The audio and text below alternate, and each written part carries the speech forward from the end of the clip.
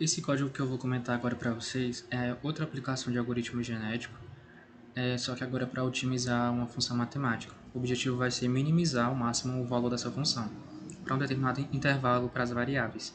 Essa função de Euclid, ela é conhecida por ser n-dimensional.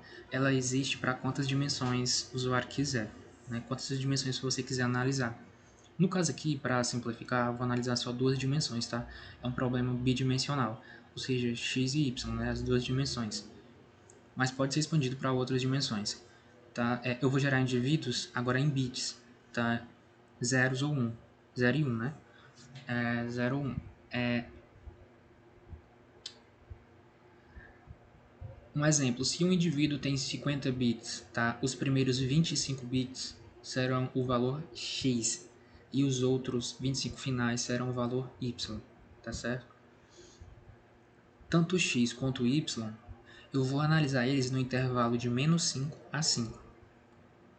Então, eu vou ver como que eu faço para a função de Euclid ser o mínimo possível, variando x entre menos 5 e 5 e variando y entre menos 5 e 5, certo? E uma coisa muito importante também, tá?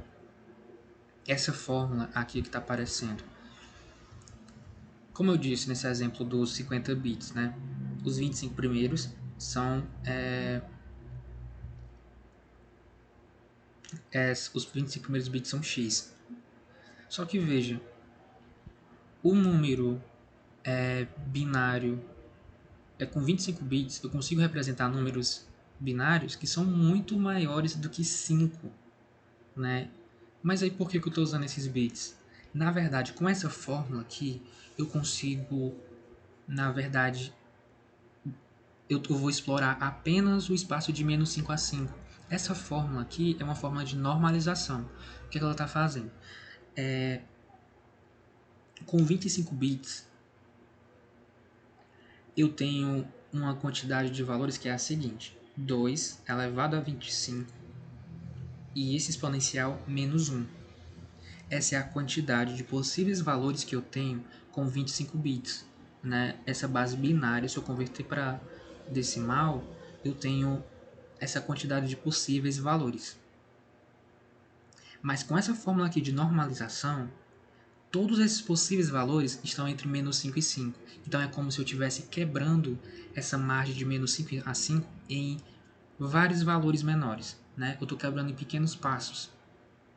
Como seria isso? Menos 5, menos 4,5, menos 4,3, 0,25, 0,005, tá certo? É isso que eu estou fazendo.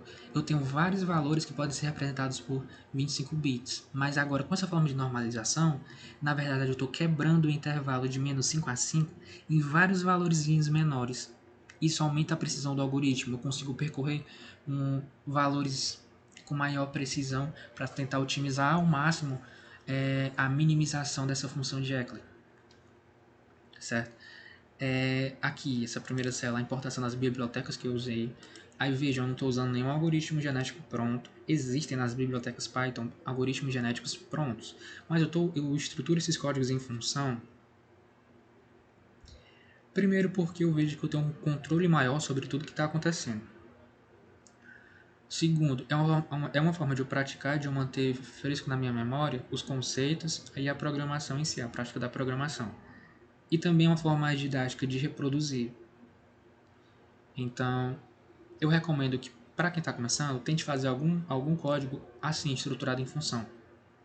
Lógico, também é importante entender os algoritmos que já estão prontos nas bibliotecas Python. Só que para entender o que é que eles fazem, tem que entender a teoria. Por isso que eu fiz o vídeo da teoria sobre os algoritmos evolucionários. Por isso que eu também estou fazendo esse vídeo aqui, comentando o algoritmo genético é uma função matemática, e fiz aquilo também das campanhas de marketing.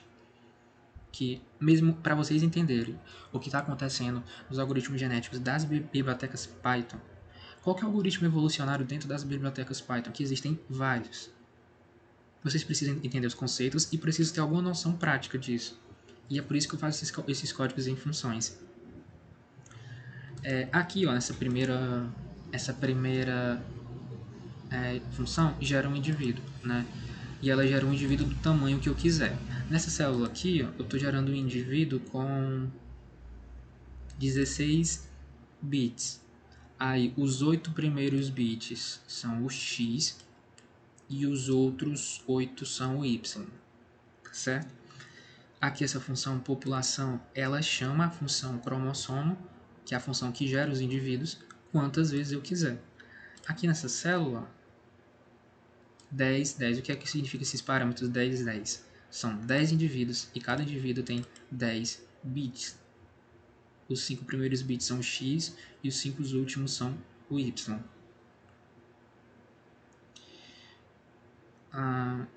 Eu vou rodar aqui só para vocês verem o funcionamento, tá certo?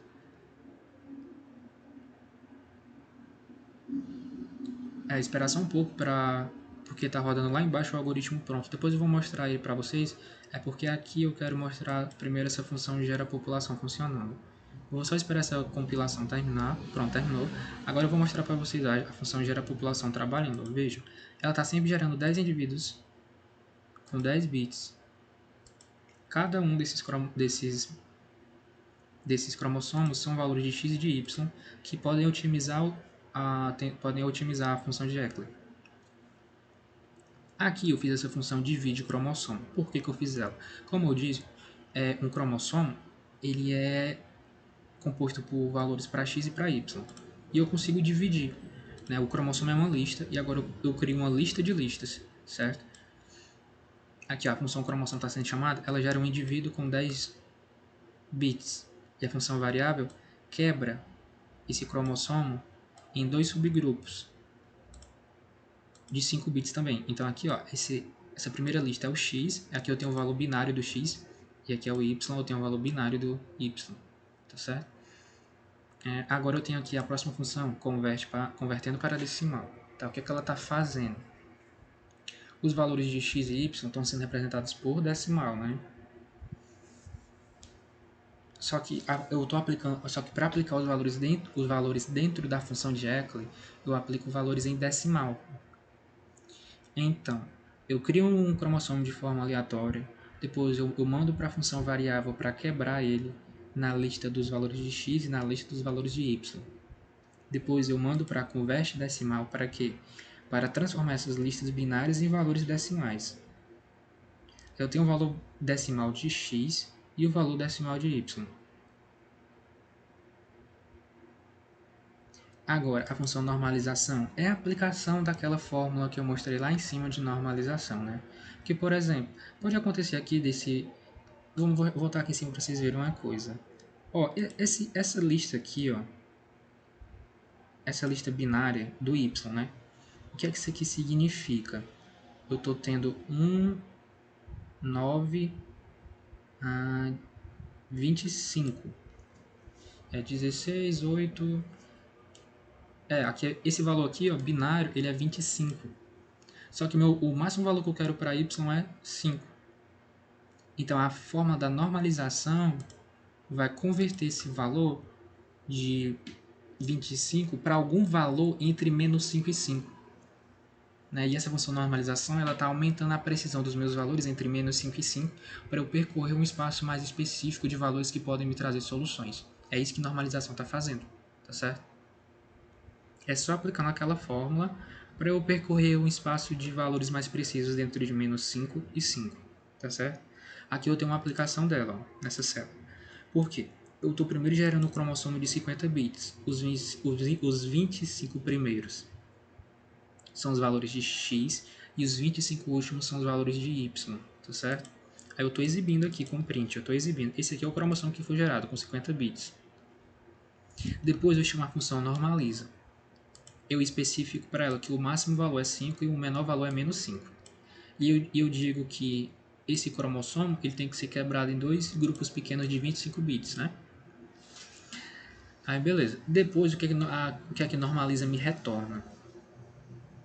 Ela me retorna os valores de x e y dentro do intervalo menos 5 e 5.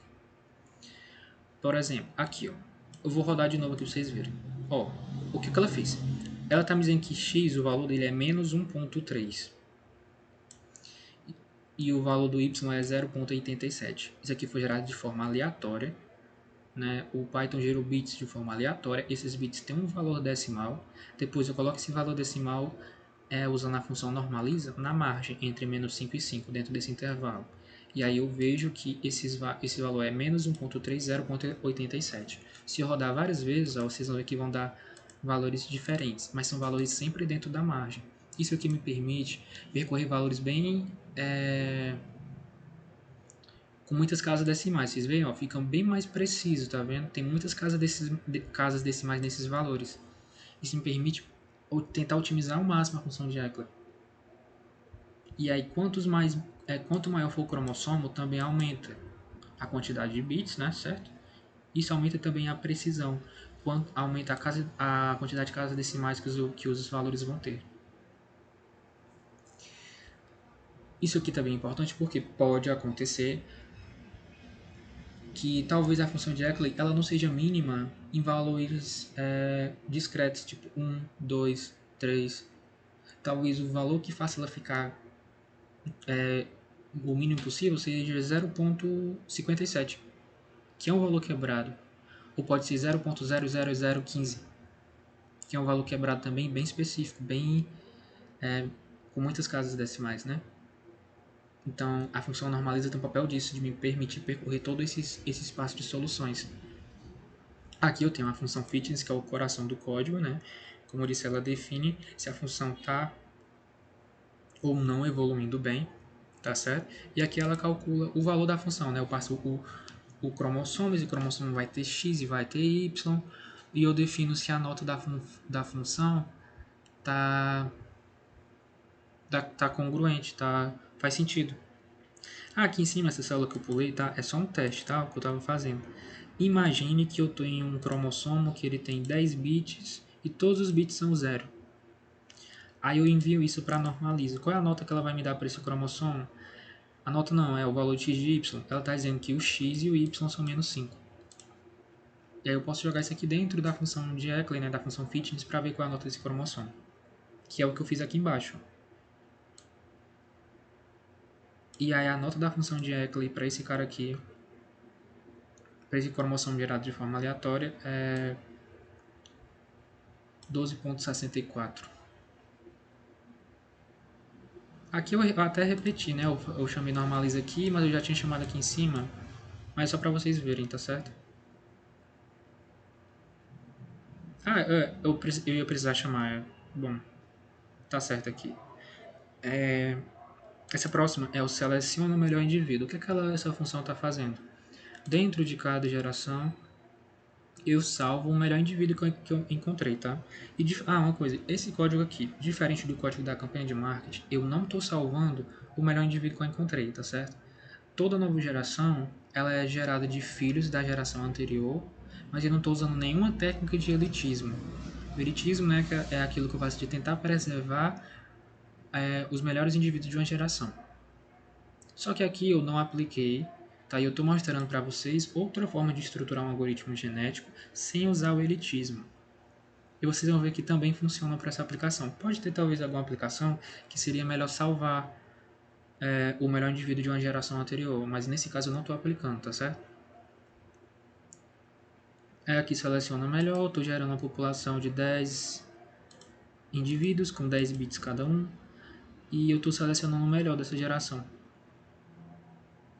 E o melhor que eu achei foi um valor que a função de Eckler é 3.31. E aí de forma aleatória, se eu rodar isso aqui várias vezes, eu acho vários valores diferentes. Aqui ó, eu tenho a seleção dos pais pela roleta viciada. Aqui é um ponto interessante e diferente daquele código da campanha de marketing, tá? Lá no marketing, o melhor indivíduo é aquele que retorna mais lucro. Ele tem uma nota fitness maior. Aqui, o meu objetivo é minimizar essa função de Eckler entre menos 5 e 5, né, no intervalo. Então, o melhor indivíduo não é aquele que tem nota maior, é aquele que retorna uma nota menor, porque o objetivo é minimizar a função de Eckler, tá certo? E isso eu tenho que levar em conta, que é muito importante. Na hora de... E aqui também, essa soma avaliações, ela tá também fazendo aquela ideia. O que a soma avaliações faz? ela soma todo o bolo de notas. Depois eu envio esse bolo de notas para o depois esse bolo de notas vai ser passado de alguma forma para a Seleciona Pai. E lá na Seleciona Pai eu faço um sorteio dentro de 0 até esse valor máximo calculado pela soma variações. Eu defino o valor de sorteio. Depois eu vou procurar qual indivíduo que corresponde a esse valor sorteado. E esse indivíduo vai ser um pai, tá certo? Só que aqui o pai é aquele que o melhor pai é aquele que tem uma menor nota, né? Então aqui vocês podem ver que eu estou fazendo 1 sobre fitness. Por quê? Imagine que um indivíduo ele tem uma nota 2, já outro indivíduo tem a nota 4. A tendência, o melhor seria que esse indivíduo que tem nota 2 tenha mais chances de ser pai, né? De ter mais filhos. Só que quando eu fizer o somatório do bolo, eu vou achar 6. E é mais aí eu imagino que eu fizesse o sorteio aqui. É mais fácil que a roleta selecione um valor entre 3 e 6 do que um valor entre 0 e 2. Então, nesse caso, o indivíduo ruim teria mais chances de ser pai. E não é isso que eu quero. Então eu faço um sobre fitness. Por quê? Aqui eu não estou somando 2 mais 4. Eu estou somando 1 meio mais 1 quarto. E 1 meio é maior que 1 quarto. Certo? Então, agora que o meu bolo total só vai ser 0,75, né? Então, é mais provável que o valor sorteado seja entre 0 e 0,5 do que em 0,5 e 0,75. Né? A margem de valor, a tendência, a probabilidade de o indivíduo com nota menor ser pai é maior. E é isso que eu quero, certo? Então, é isso que são avaliações está definido e Seleciona Pai está fazendo o sorteio.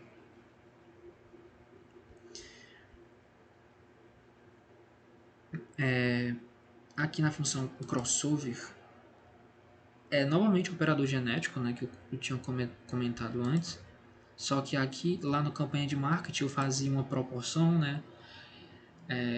O filho seria composto por uma porcentagem do valor do pai para cada gene, uma porcentagem do valor do outro pai para cada gene. Só que aqui, eu não estou trabalhando com valor contínuo. Lá no marketing, os genes têm valores contínuos. Aqui, os genes são bits, né? Zeros ou uns. Então, nesse caso, eu posso usar aquela metodologia do crossover mais tradicional de só fazer uma partição, cortar os pais. Eu defino o ponto de crossover e eu corto os pais.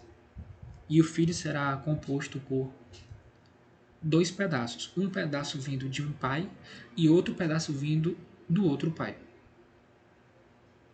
E aí eu tenho um filho. E aqui a mutação, né, é um operador genético que ele tende a acontecer menos na natureza do que o crossover, tá? O crossover vai acontecer ao longo da todo filho passa pelo crossover, mas nem mas a mutação não há nada que garanta que ela vai acontecer para todos os filhos. E é isso também tem que ser implementado aqui no Python, né, nesse algoritmo genético. Aqui eu faço um sorteio. O Endon, esse comando, ele sorteia um valor entre 0 e 1. A minha taxa de mutação é um parâmetro que eu passo e ele vai ser entre 0 e 1 também. Se esse valor sorteado é menor que o valor da taxa de mutação, por exemplo, 0,3, a taxa de mutação é 0,3. Se o valor sorteado aqui é menor que 0,3, então eu faço uma mudança em um bit do cromossomo. Se o bit era 1, ele passa a ser 0, e se o bit é 0, ele passa a ser 1, tá certo?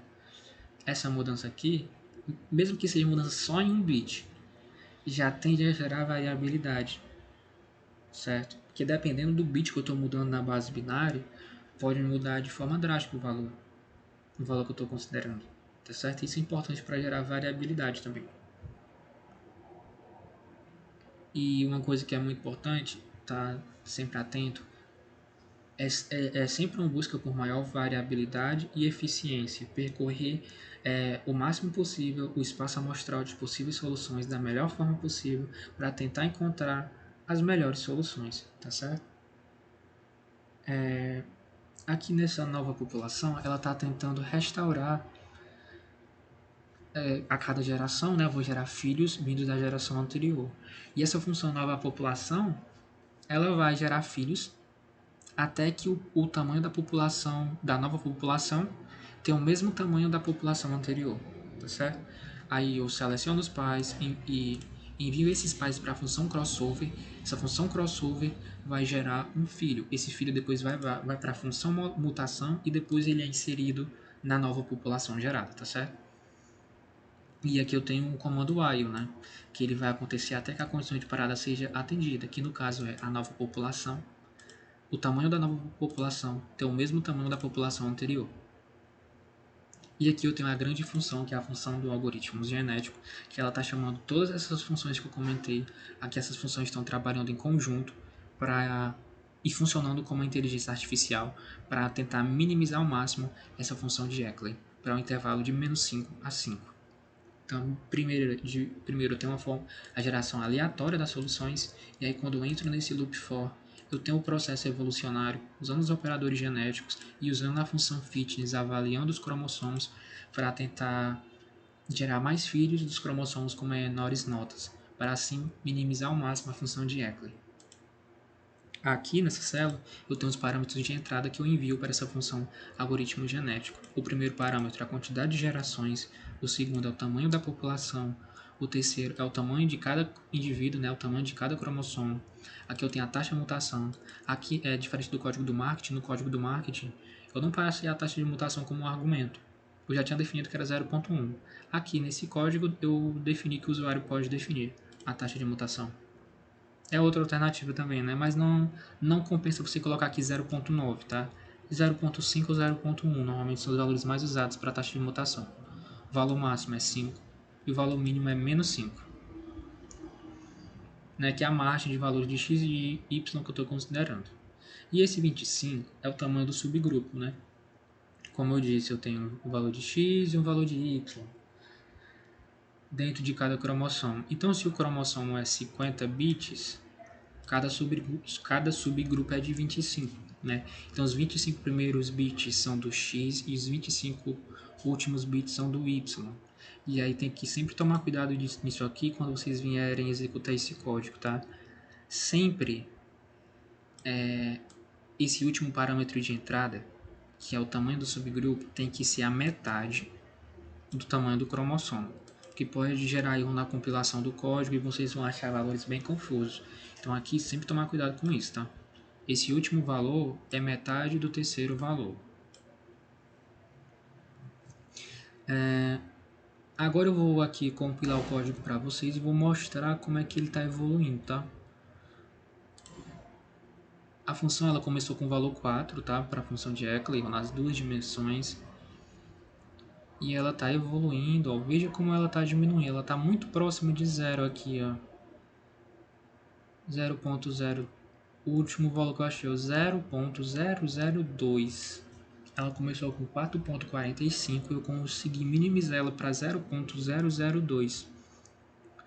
Aqui nesse gráfico, ó, vocês podem ver como é a evolução dela. O melhor indivíduo que eu tinha na geração inicial, e aí como o algoritmo conseguiu ir evoluindo, ó, ao longo das gerações. Aqui eu tenho alguns pequenos picos ao longo das gerações, porque o que é que significa isso? Como eu não estou salvando o melhor indivíduo de uma geração anterior, toda nova geração ela é gerada de filhos.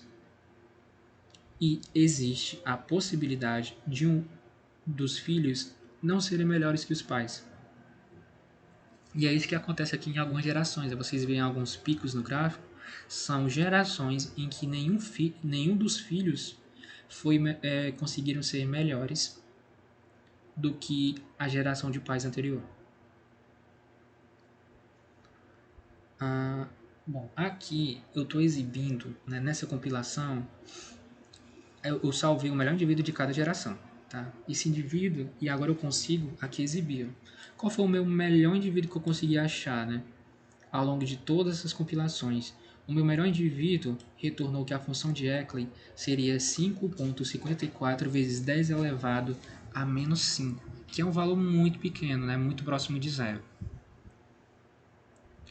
Além disso, eu tenho aqui exibido qual é o valor de x e qual é o valor de y que me retorna isso. E vejam que também são valores muito próximos de zero. Então, qual é a conclusão que eu posso tirar?